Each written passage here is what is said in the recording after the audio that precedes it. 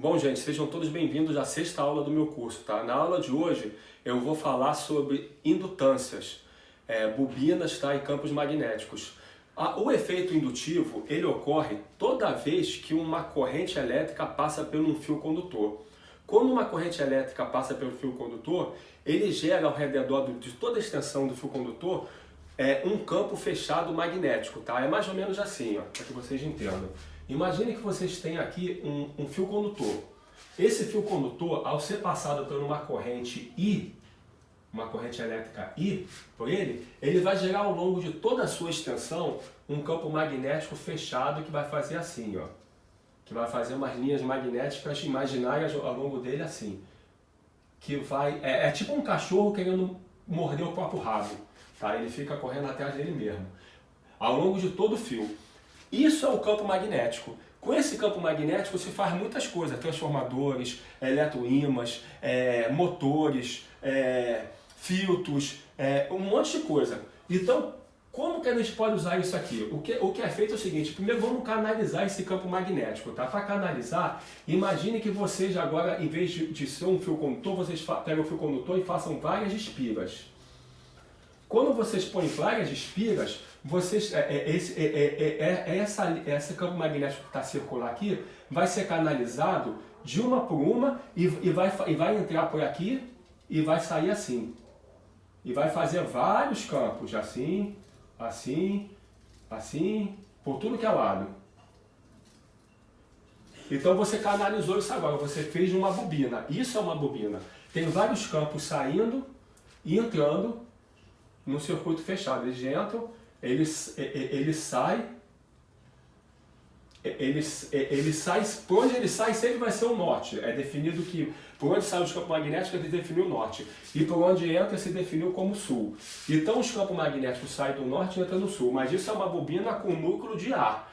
Lembrando que o ar tem uma permeabilidade muito baixa para os campos magnéticos. Então a concentração aqui seria fraca, ia ter que botar muitas espigas com um valor um pouco mais alto.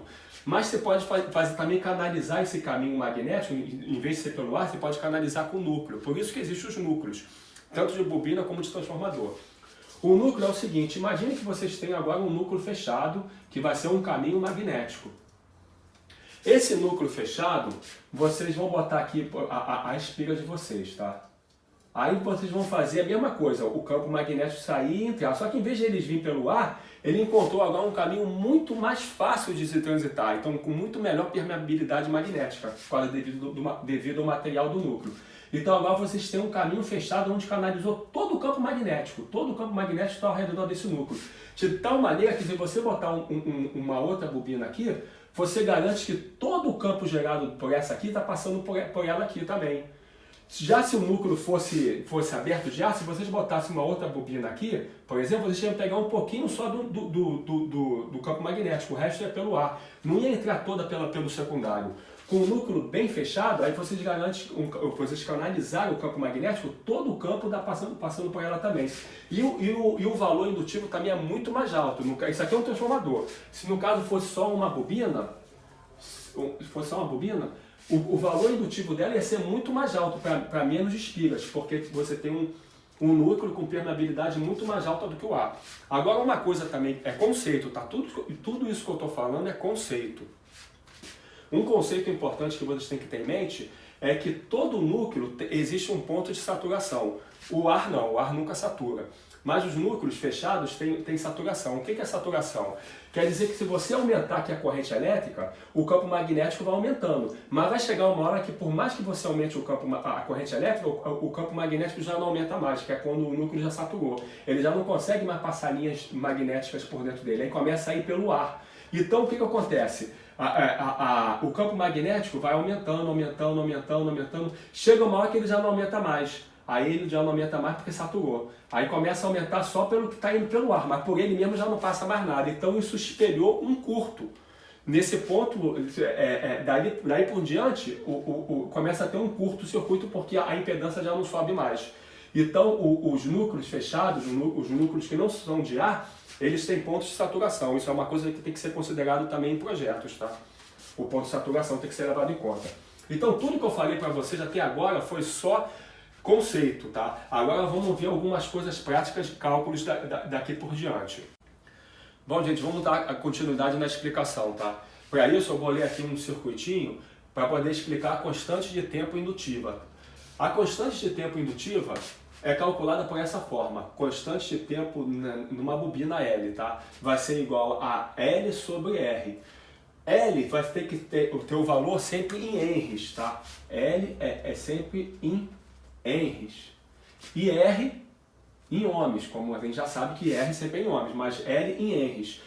Então, se vocês encontrarem, por exemplo, uma L igual a 1 mili-henry, esse milli tem que ser convertido para henry, não pode ter um milli. Então, vai ser igual a 0,001 henry, porque 1 mili-henry é igual a isso aqui em henry. Então, sempre o valor tem que estar em henry. Não esqueçam disso para os cálculos, para converter sempre em henry. Se tiver em micro-henry, em nano-henry, em mili-henry, você passa para henry. Então, o valor de R é em henry e o de L em henry e do R vai ser em ohms. Aí vocês vão saber a constante de tempo para que a bobina chegue ao valor de 63% da corrente máxima que a fonte vai proporcionar a ela. Então, isso é a constante de tempo para determinar o tempo que a bobina vai levar para que 63% do valor máximo da corrente chegue nela. Por exemplo, suponhamos que chegue 100 A na bobina. 100 A. Não passa disso, vai. O máximo que vai chegar a 100 A. Então eu vou saber o tempo que vai levar para chegar a 63 amperes na bobina. Para chegar aos 100 amperes, aí numa regra básica, claro que a fórmula não é essa, é uma integral imensa, mas a regra básica multiplica por 5. Aí vocês vão saber, aqui, multiplica aqui por 5. Esse tempo aqui multiplica por 5. Aí vocês vão saber o tempo para chegar a 100 amperes, tá? Então essa é a constante de tempo indutiva de um circuito. Agora o interessante é o seguinte, lembrando na constante de tempo capacitiva é o oposto. Por quê? Porque a constante de tempo capacitiva é igual a C vezes R, para chegar a 63%. Quanto maior era o R, maior era a constante de tempo. Por quê? Porque maior o R, menos corrente entrava no capacitor, mais tempo ele levava para se carregar. Então maior o R, maior a constante de tempo. Aqui é o inverso. Quanto maior for a minha R, menor é a minha constante de tempo, mais rápido. Por quê? Porque quanto maior for a minha R, a R é essa aqui. Quanto maior for a R, menos corrente vai passar. Se a corrente é menor, ela vai chegar àquele valor muito mais rápido. Então aqui a fórmula é oposta. Na bobina, tudo é o oposto do capacitor. A bobina é o par complementar oposto. Eles numa integral, isso é cálculos de engenharia, eles sempre são opostos um do outro. A bobina é uma carga reativa oposta do capacitor. Por isso que se corrige o desvio capacitivo com desvio indutivo, cargas capacitivas se corrige com carga indutiva, porque um é oposto do outro. Então a constante de tempo não tinha que ser diferente, é oposta. Maior a resistência, menor vai ser o tempo, e menor a resistência, maior o tempo. Se a resistência fosse zero, isso ia levar ao infinito, nunca ia carregar. Vamos ver aqui na prática isso acontecendo. Imagine que eu feche isso aqui, ó. Essa chave, aqui eu ponho a 10 volts. Vou botar isso aqui para explicar. Eu ponho a 10 volts aqui. Aí eu fecho essa chave aqui. No momento inicial que eu fechei essa chave, eu tenho uma resistência aqui, por exemplo, vamos botar aqui de 10 ohms. Tá? Essa é a resistência. Essa resistência pode ser a própria resistência do fio da bobina, se não tivesse resistência nenhuma aqui, tivesse só a resistência do fio. Ou uma resistência mesmo colocada aqui, que vai ser sempre a soma dos dois, desse mais esse, tá? Suponhamos que seja 10 ohms, a resistência ôhmica máxima disso aqui. Então, eu fechei a chave, no que eu fechei a chave, eu vou ter os 10 volts aparecendo aqui. Aqui eu tenho 10 volts no momento instantâneo, fechei e tem 10 volts aqui. Então, a corrente aqui é zero, meu I é zero. Por quê? Porque se eu tenho 10 volts aqui, no resistor eu tenho zero, porque a tensão que tem aqui é a mesma que tem aqui. Os 10 volts está aqui, aqui também eu tenho 0 volts. No passar do tempo, aí a corrente vai subindo, Se a corrente vai subindo, a tensão nesse ponto aqui vai caindo. Então, no tempo 2, vamos supor que agora eu tenho aqui, não é mais 10 volts, eu tenho 9 volts. Se eu tenho 9 volts aqui agora, então nessa bobina, eu vou ter nesse resistor, eu vou ter 1 volt.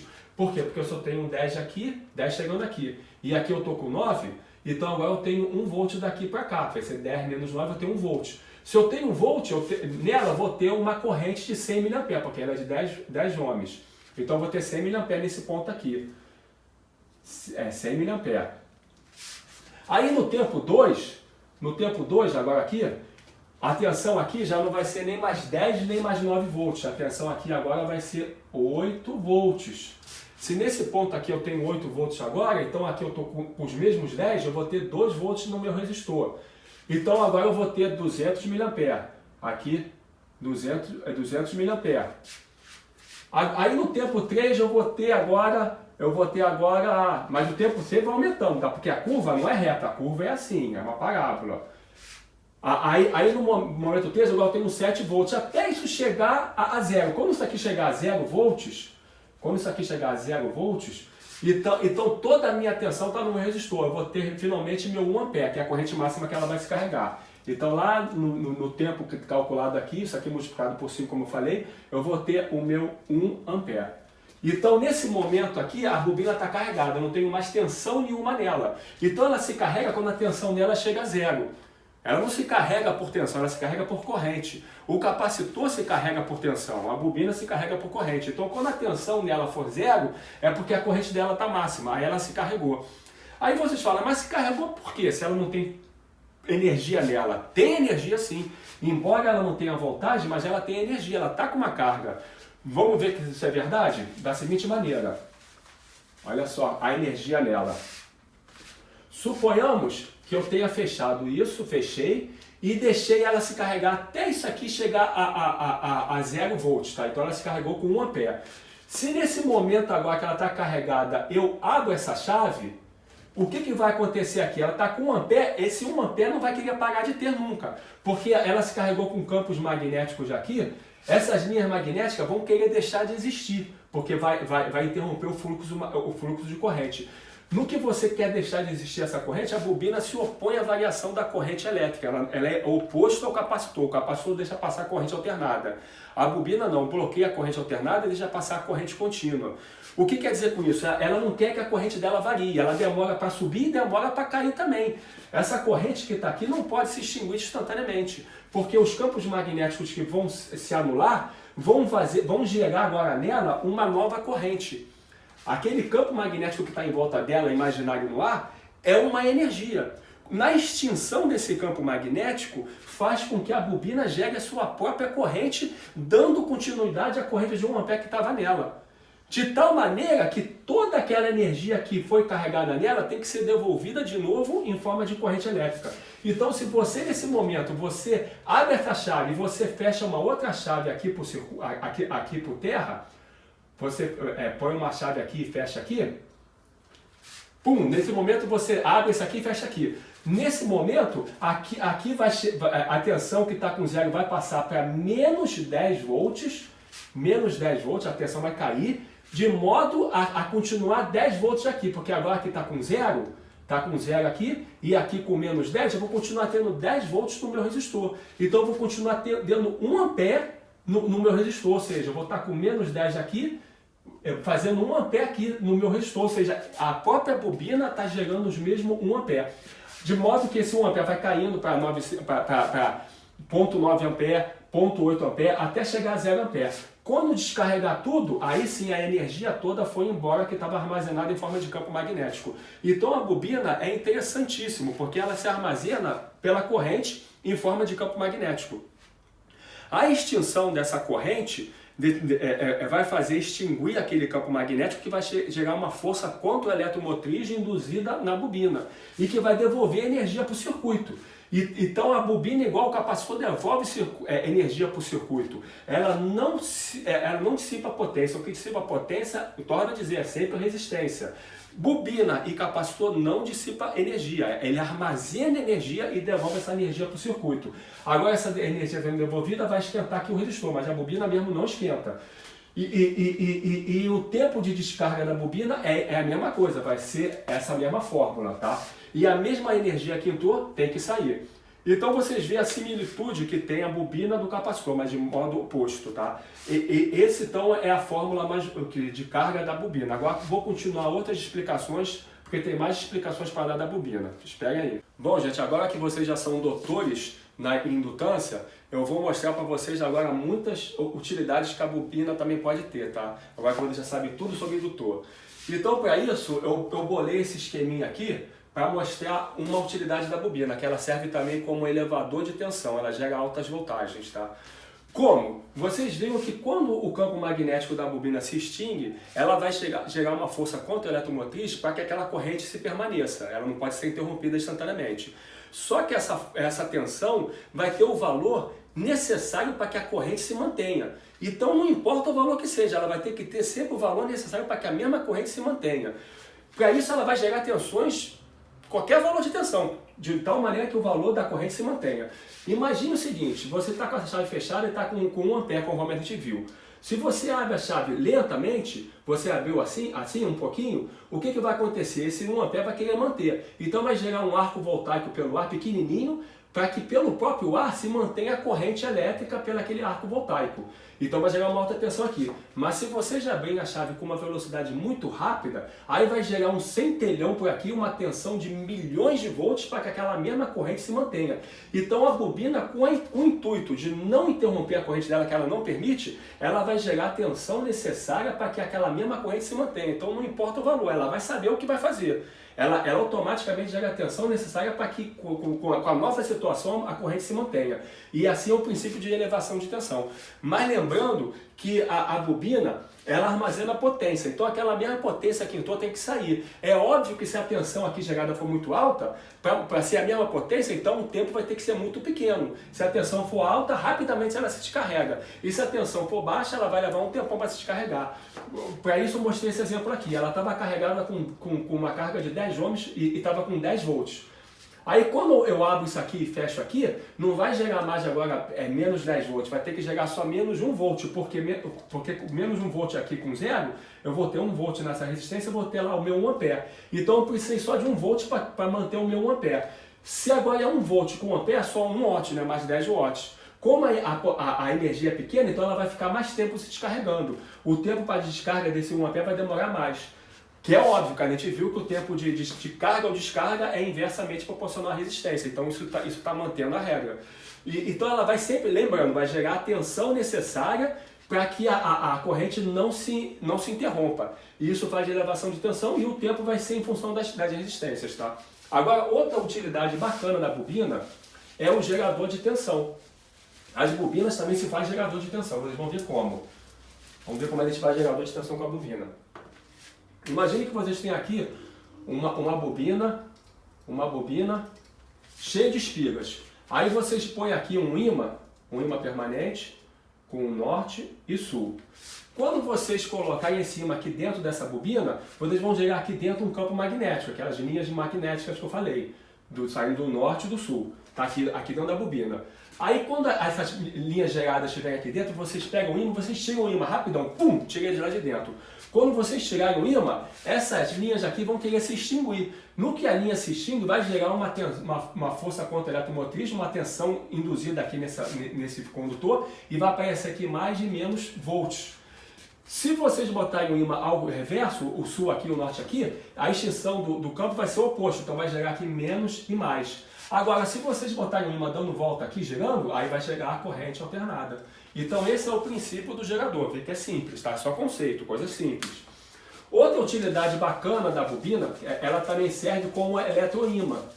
Os eletroímãs é o seguinte, vocês pegam aqui, aí vocês põem aqui o bobinão, né?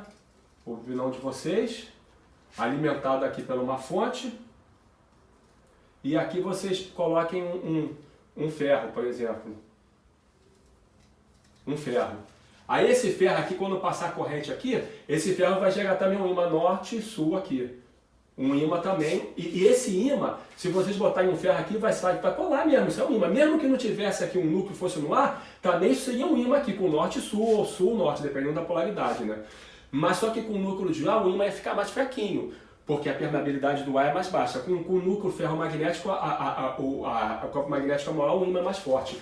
De modo que vocês botarem aqui um ímã permanente, com o norte aqui também, norte com norte ele vai se repelir. Se vocês colocarem aqui sul, aí ele vai se atrair. Então o eletroímã que a bobina gera serve para várias coisas. Serve para fazer o eletroímã, serve para fazer relé ou contactor. Aqueles relé o que é? É um metal que se atrai e fecha um contato. Então vocês fazem uma chave liga e desliga controlada por corrente. É o relé e contactora. Outra utilidade do eletroímã é para fazer motores. Porque com o motor você faz o eixo ser atraído, aí ele gira. Depois quando ele passa naquele ponto você empurra, inverte a polaridade. Então faz o giro, é o motor, os motores elétricos, várias coisas que a bobina serve. Então vocês estão vendo várias utilidades para a bobina. Outra utilidade bacana para a bobina são os transformadores. O transformador, foi como eu falei, vocês têm aqui a bobina aqui gerada, aí tem um núcleo aqui e aqui do outro lado o secundário. Aí vocês põem aqui uma corrente alternada. No que vocês botarem uma corrente alternada, vocês vão ter um campo magnético aqui aumentando, canalizado, para um caminho canalizado, né, pelo ar. Não é pelo ar, vai ser pelo núcleo. Aí esse campo magnético que vai estar aqui, ele vai estar aumentando as linhas e diminuindo, e invertendo também o sentido, invertendo, aumentando e diminuindo. Então a variação desse campo magnético daqui, que foi oriundo daqui do primário, que está passando pelo núcleo, que está aumentando e diminuindo, vai fazer com que gere também uma corrente alternada aqui no secundário. Então é o fenômeno do transformador. Então a bobina também serve para o transformador. Então vocês veem quantas utilidades que a bobina tem. Ela serve para um montão de coisas. Agora vocês notaram o seguinte, que a bobina realmente, indutância, é algo muito complexo e difícil.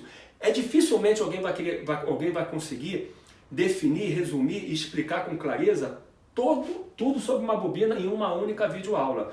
Para falar sobre bobina era necessário 30 aulas.